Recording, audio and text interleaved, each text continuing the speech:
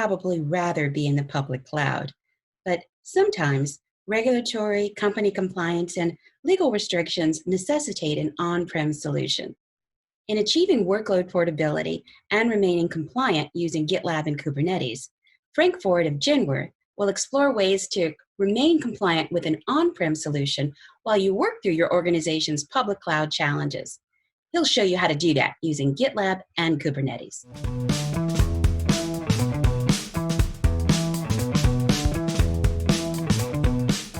This is GitLab Commit Virtual 2020, and this is achieving workload portability and remaining compliant using GitLab and Kubernetes. I am Frank Ford. I am a senior IT architecture design manager for Genware. Personally, I'm passionate about continuous integration, continuous development, DevSecOps, automation in general, and cloud. A little bit about Genware. Genware is a financial services company. Currently, we sell long-term care insurance and mortgage insurance, but we also administer life insurance and annuity blocks of business. Our corporate headquarters is in Richmond, Virginia, and my home office is in Lynchburg, Virginia. Just a little bit of a level set. I'm going to be talking about public cloud and on-premises today. And when I'm referring to public cloud, I'm talking about the big three public cloud providers, so Amazon, Google, and Microsoft. And on-prem, I'm referring to on-premises. So this is your actual data center, whether it's hardware that you own or something that you've contracted out to another company.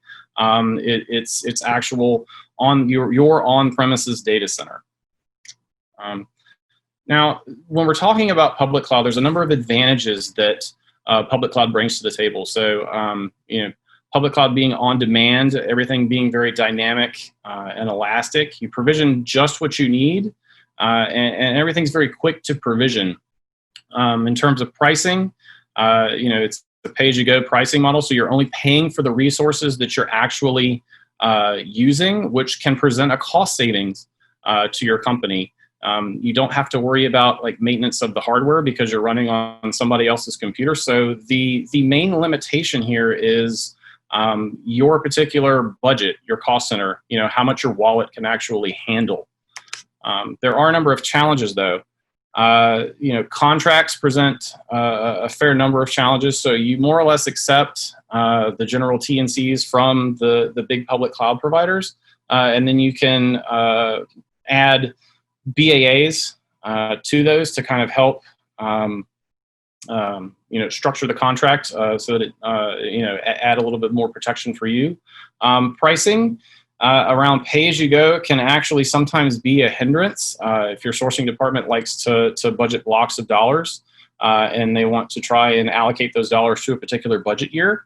Data security and privacy, you are responsible for securing and making sure that your data remains private inside the public cloud.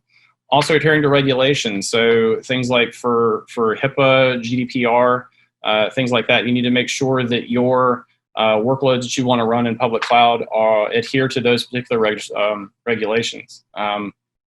Access restrictions, making sure that only the right people have access to your public cloud infrastructure, and understand that you're also potentially increasing your attack surface, especially if you have your public cloud infrastructure hooked into your corporate network. So understanding those entry points is a big thing. And also, understanding your organization structure and making sure that your organization is actually ready to proceed to public cloud. So you may actually know that your end goal is public cloud, but your organization may be moving through navigating some of these challenges. Or you may just kind of be handcuffed by regulation, and some of that needs to be sorted through. So how do you kind of maintain some of that momentum, or in some cases generate momentum to get yourself started while you wait for some of that stuff to actually be worked through? Staying on-prem is a good way to either help build or maintain momentum for moving to public cloud. If you know your target public cloud, the big three public cloud providers offer on-prem solutions to help aid in this effort. So Amazon Outpost, Google Anthos, Microsoft Azure Stack. However, those cost money. You may not necessarily have the budget for one of these, or you may actually need to prove some value in some of these things. So Kubernetes can actually help with that. There's a couple, and there's a few more, but listed here, Rancher RKE allows you to very quickly spin up a Kubernetes cluster in using just Docker containers, and kubeadm allows you to bootstrap your own Kubernetes cluster if you feel like taking on that challenge. This is an example of an RKE cluster YAML and kind of the process for getting that spun up. Like I said, it runs, you can either run it on a traditional VM or bare metal that just has Docker containers, that just has Docker installed. It spins up in Docker containers. You can very easily spin up a multi-node cluster. And like I said, the configuration is contained in the cluster YAML file. It's over here to the side. And really all you do is you write this file, you run RKE up, you wait a minute or two, and within a little bit of time, you have a fully functional single or multi-node Kubernetes cluster. So now we get to the fun part of workload portability. So we've talked about, okay, we're building some workloads on-prem, and we know we're eventually going to need to migrate them to public cloud. As you're starting to spin some of these workloads up, you need to think about workload portability.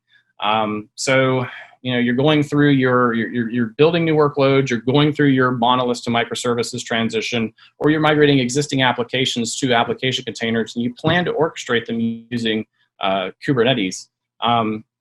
Workload portability needs to be at that forefront of what you're thinking about as you're kind of designing and working through these efforts.